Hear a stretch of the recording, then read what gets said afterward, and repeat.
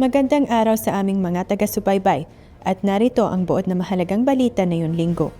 Ibinunyag ng Ministry of Interior na inaresto ng Capital Governorate Police Directorate sa loob ng 24 na oras ang isang 19 na taong gulang na Asian national dahil sa tangkang pagnanakaw sa isang currency exchange shop.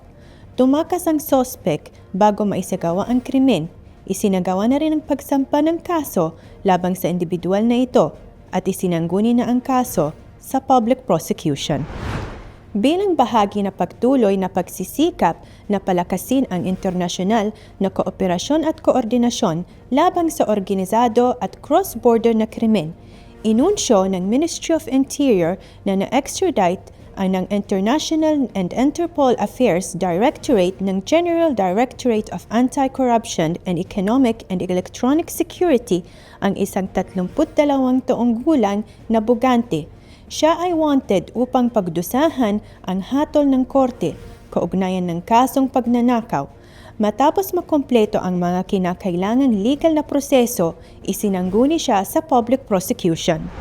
Ang aming mensahe na yun linggo, aming mga minamahal na mamamayan at residente, binibigyan din ng General Directorate of Traffic ang kahalagahan ng paggagamit ng electric scooters lamang sa mga itinakdang lugar at hindi sa mga paunahin kalsada upang maprotektahan ang kaligtasan ng publiko.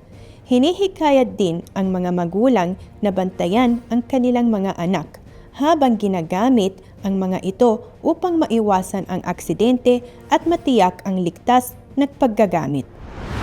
Para sa karagdagan impormasyon, bisitahin ang Police Media Center sa www.policemc.gov.ph at sundan ang mga opisyal na social media accounts. At dito, nagtatapos ang aming balita na yun linggo. Paalam at laging mag-iingat.